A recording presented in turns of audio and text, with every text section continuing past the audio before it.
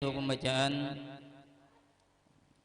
cerita dari Shahibul Haul Syekh Haji Muhammad Mansur Ta'aling, yang ini dibacakan oleh saudara kami Guru Haji Abdul Syukur.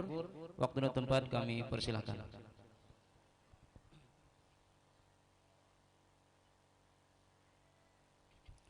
Assalamualaikum warahmatullahi wabarakatuh. Bismillahirrahmanirrahim. Alhamdulillahilladzi bidzikrihi tatimmu sholihati wa bidzikri akhyarihi tatanazzalu rahmat wal barakat.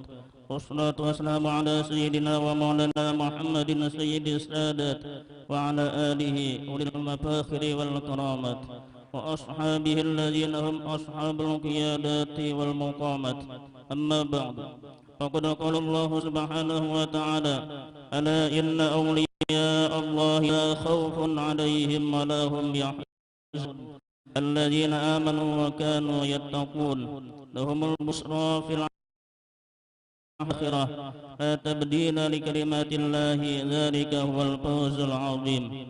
وقال النبي صلى الله عليه وسلم ذكر الأنبياء من العبادة وذكر الصالحين كفارة وذكر الموت صدقة وذكر القبر يقربكم من الجنة.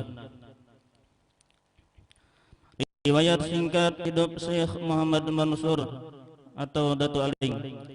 Datu Aling adalah seorang aulia Allah sekaligus pencetus perang Banjar.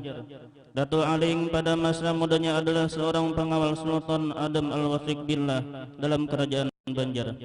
Datu Aling beliau hidup sebagai seorang petani, namun memiliki sejumlah besar perahu atau jukung Banjar sebagai alat transportasi sungai dan alat berniaga.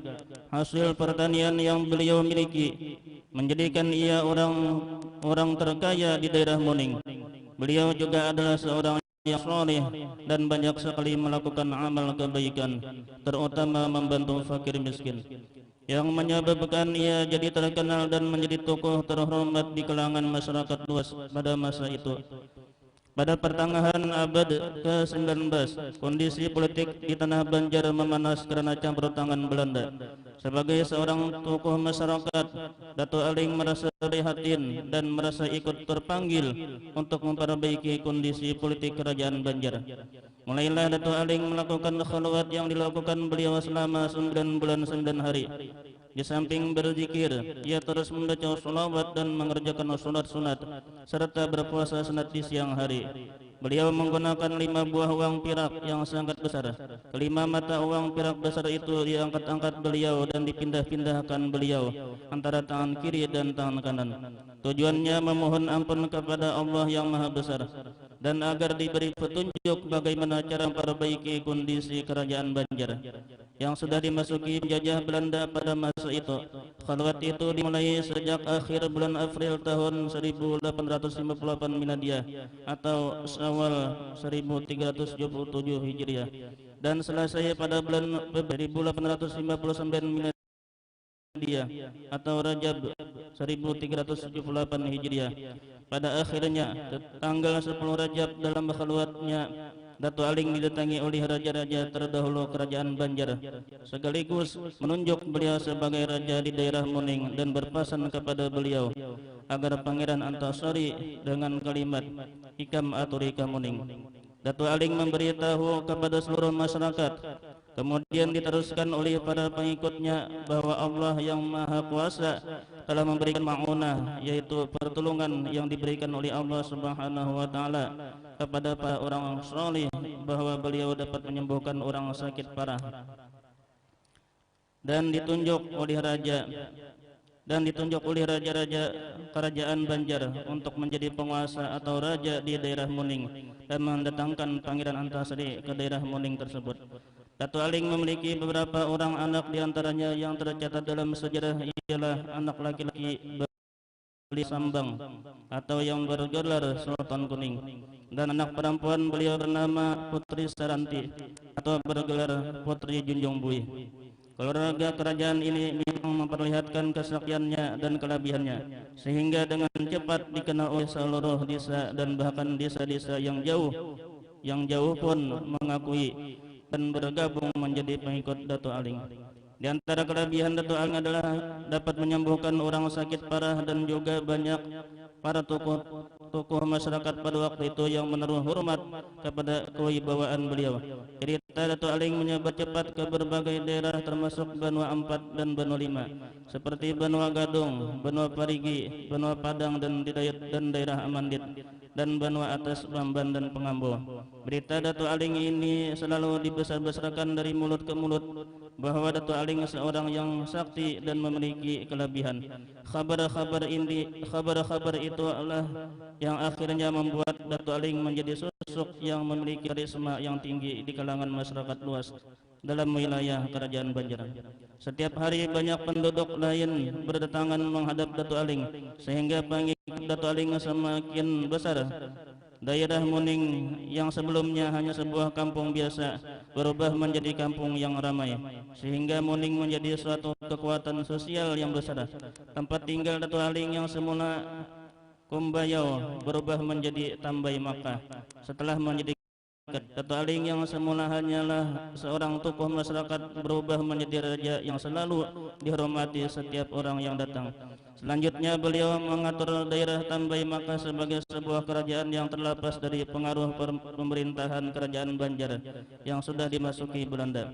Sebagai raja yang saleh dan bijaksana dan pengikutnya, beliau selalu menyeru dan menanamkan semangat jihad pada perang melawan Belanda, dan ketidakadilan yang dilakukan oleh orang kafir tersebut adalah jihad fisabilillah.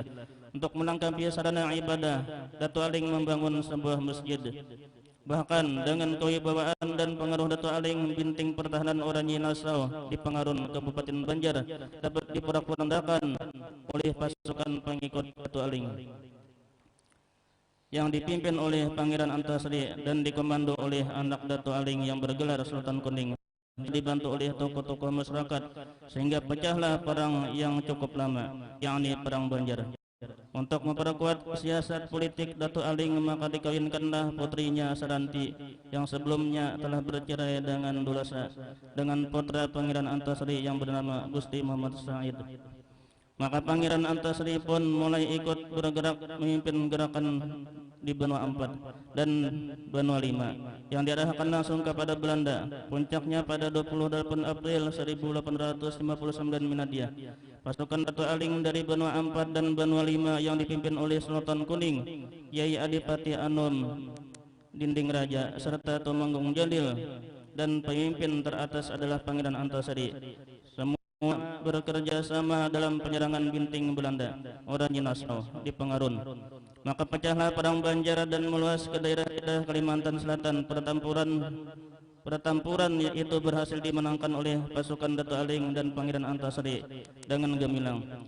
Sebagai pembalasan atas jatuhnya binting Orangi Nassau di Pengarun, maka pada 16 November 1859 Miladiah, secara tiba-tiba pasukan Belanda menyerang binting pertahanan Datuk Aling Kerajaan Tambai Makkah. Namun semua disambut dari semak-semak belukar dengan teriakan Allahu Akbar di bawah komando Sultan Kuning. Pertempuran itu terjadi secara berhadap-hadapan, dan dalam pertempuran itu pemimpin Belanda Kapten Biskop tewas terkena tombak dari Sultan Kuning. Hari kedua datang lagi pasukan Belanda yang lebih besar, namun semua dapat dipukul mundur oleh pasukan Datuk Aling. Kemudian pada malam harinya datanglah pasukan Belanda yang sangat besar dan mengepung dan membakar Masjid Tambai Makkah. Pertempuran terjadi semalaman suntuk. Datuk Aling dan anaknya Saranti serta para pengikutnya bertempur dengan gigih dan berani. Tidak mau menyerah mesti terkepung, dan api hampir membakar seluruh ruangan Masjid Tambai Makkah. Namun mereka tidak mau menyerah. Dari data yang didapat diceritakan oleh salah satu keturunan orang yang ikut berjuang dalam penanganan Belanda tersebut, bahwa Datuk Aling dibawa oleh beberapa pengikutnya dilarikan ke hutan rimba karena mengalami luka bakar dalam pertempuran tersebut. Setelah beberapa bulan kemudian, beliau pun wafat menghadap Sang Pencipta karena sakit yang dialaminya, dan beliau dibawa ke tempat asal beliau di Tambai Makkah untuk dimakamkan. Bagi kami masyarakat, walaupun beliau telah tiada, namun kami di sini akan selalu ingat bahwa di tempat ini pernah ada hidup seorang wali Allah yang berpangkat autad, sekaligus tokoh masyarakat yang memiliki karisma serta kewibawaan yang amat besar, yang tercatat sebagai seorang pencetus perang Banjar, yaitu Dato' Aling. Peninggalan beliau berupa sumur yang juga bisa dimanfaatkan oleh masyarakat sekitar dan penziarah.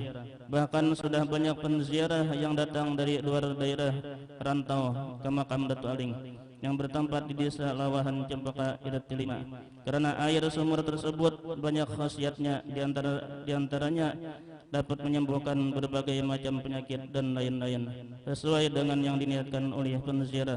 Namun semua itu kita yakin atas izin Allah yang Maha Kuasa. Demikianlah sejarah singkat Dato' Aling yang kami ketahui dari berbagai sumber. Mudah-mudahan kita semua dapat mengambil hikmah dari riwayat untuk pedoman hidup dan mencontoh yang baik bagi kehidupan kita semua, dan mudah-mudahan kita semua mendapat keberkahan beliau. Amin amin ya rabbal alamin. Wallahu a'lam. Kurang lebihnya mohon dimaafkan. Wassalamualaikum warahmatullahi wabarakatuh.